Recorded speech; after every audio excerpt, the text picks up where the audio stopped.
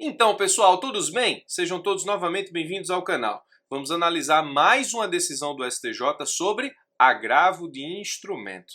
Nós analisamos aqui no canal, desde que o STJ começou a discutir a natureza jurídica do rol do 1015, analisamos a construção da tese da taxatividade mitigada desde o seu nascedouro, analisamos o agravo de instrumento na execução, analisamos o agravo de instrumento nos embargos do devedor, enfim, tem mais de 5 ou 6 decisões aqui no canal analisadas sobre agravo de instrumento e toda a construção que o STJ vem promovendo desde a vigência do CPC 2015. O agravo de instrumento é um dos temas que mais palpita na jurisprudência do STJ, é um dos temas que vem caindo em provas de concurso e à medida que o STJ vai criando novidades sobre o 1015, os organizadores e examinadores, principalmente de concursos, eles vão sendo chamados a atenção para essas decisões e a tendência é que nós tenhamos mais decisões em concurso público que trate do agravo de instrumento,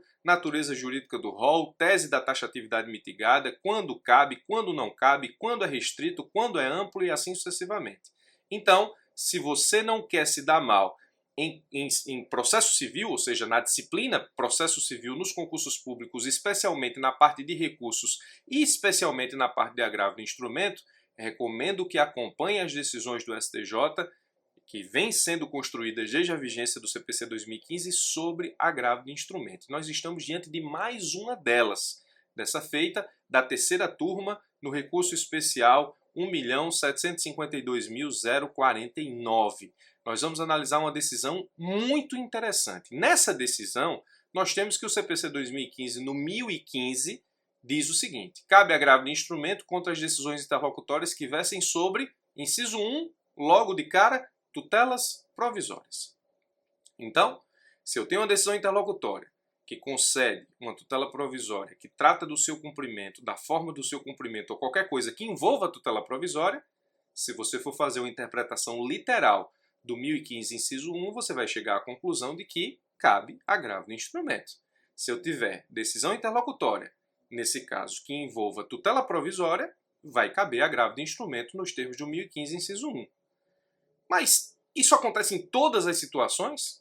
Todas as decisões interlocutórias que envolvam tutela provisória são agraváveis?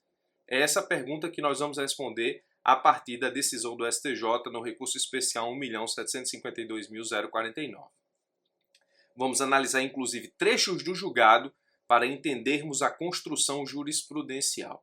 O STJ, nesse RESP, disse o seguinte: decisão interlocutória que versa sobre tutela provisória abrange as decisões que examinam a presença ou não dos pressupostos que justificam o deferimento, indeferimento, revogação, alteração da tutela provisória e também as decisões que dizem respeito ao prazo e ao modo de cumprimento da tutela, a adequação, suficiência, proporcionalidade ou razoabilidade da técnica de efetivação da tutela provisória e ainda a necessidade de dispensa de garantias para sua concessão, revogação ou alteração.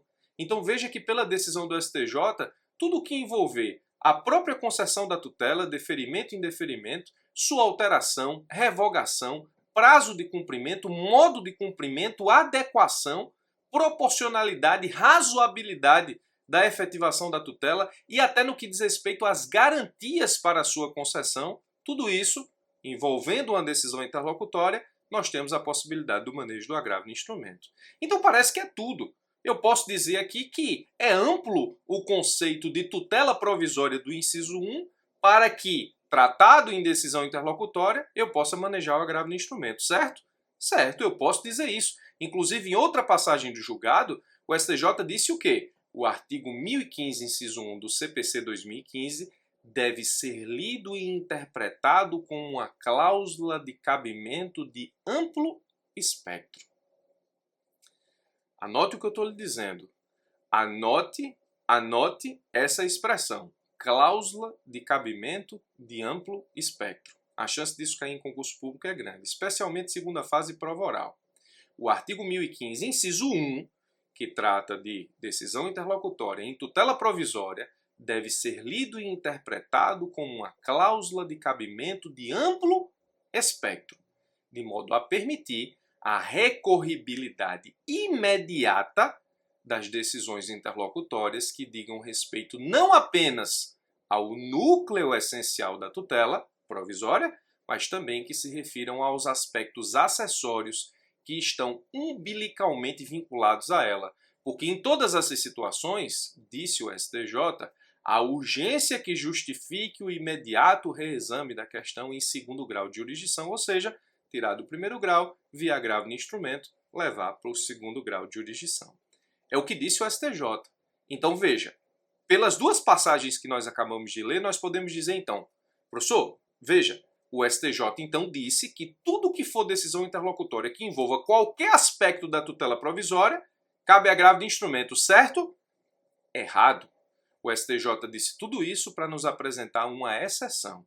E preste bastante atenção, porque essa exceção vai cair na sua prova.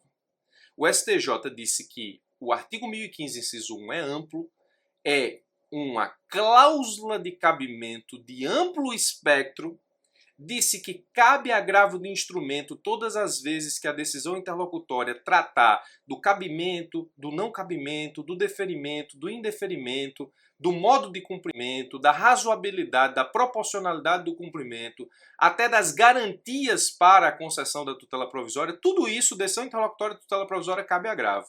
Então, cabe de tudo? A resposta é não, e o STJ nos apresentou uma exceção. Qual é a exceção? Preste bastante atenção porque isso vai estar na sua prova. Um banco pediu busca e apreensão de um veículo com alienação fiduciária. Tudo bem. A busca e apreensão acabou, no caso prático, sendo efetivada pela Polícia Rodoviária Federal. O veículo ficou parado da PRF por 2 anos. E todo mundo sabe que existe lá uma cobrança de valores pelo depósito de veículo no pátio da PRF. O banco, 2 anos depois, pediu a liberação do veículo sem ter que pagar esse valor, cobrado pela PRF, portanto pela União, dizendo que esse valor é devido não pelo banco. É um valor devido, mas não pelo banco. Quem deve pagar isso é, na verdade, a parte contratante que gerou a alienação fiduciária, não o banco. O juiz de primeiro grau indeferiu o pedido do banco. Disse o seguinte, você é credor fiduciário. Se você quiser tirar o carro do pátio da PRF, você tem que pagar o valor do depósito que existe pela guarda desse veículo por 2 anos. Essa decisão é uma decisão interlocutória em tutela provisória, certo? Certo. Cabe agravo de instrumento dessa decisão? Não. Essa é a exceção. O STJ disse que não. E ele disse que não por quê? Primeiro, ele disse que essa decisão não se relaciona de forma indissociável com a tutela provisória. Disse que essa interlocutória diz respeito a aspectos externos e dissociados do conceito principal, relacionando-se com a executoriedade, operacionalização ou implementação fática de medida, não da tutela propriamente. O STJ disse basicamente o seguinte: a relação estabelecida entre a decisão interlocutória que disciplina o modo de custeio da execução da tutela provisória e a decisão interlocutória que versa sobre a tutela provisória é, pois, muitíssimo distante e dissociada, quase inexistente, não se podendo enquadrar a primeira na hipótese de cabimento do artigo 1015, inciso 1 do CPC, por mais amplo que seja o seu espectro. Então, entenda o que o STJ fez. Disse que o 1015, inciso 1 é amplo, tudo que envolve tutela provisória decidido em interlocutória cabe agravo, mas nos deu uma exceção. Qual é a exceção? Se liga na questão. A decisão interlocutória que impõe ao beneficiário o dever de arcar com as despesas de estadia do bem imóvel objeto da apreensão em pátio de terceiro não se relaciona de forma indissociável com a tutela provisória, não desafiando o agravo de instrumento. O STJ disse que o artigo 1015, inciso 1 é amplo, decisão interlocutória que envolve tutela provisória e vários aspectos da tutela provisória merece agravo de instrumento, mas nos deu uma exceção. a decisão interlocutória que delimita que o beneficiário deve pagar despesas de estadia de bem móvel, objeto da apreensão, em pátio de terceiro, não se relaciona diretamente com a tutela provisória propriamente, não desafia agravo de instrumento. Então preste bastante atenção, porque nós podemos dizer que o artigo 1015, inciso 1 é amplo, mas nós temos uma exceção. É exatamente essa exceção que vai estar na sua prova. Conquanto seja amplo, se o banco tem que pagar estadia por depósito de bem móvel apreendido para a liberação desse veículo, a decisão que delimita essa imposição interlocutória não está associada à tutela provisória propriamente, não desafia agravo de instrumento. Espero que você tenha entendido e que não seja pego de surpresa na sua prova. Eu sou o Birajara Casado. Se quiser acompanhar vídeos como esse ou seja, a partir do momento em que eu vá colocando aqui no YouTube, se inscreve no canal, clica no sino que tem aqui embaixo.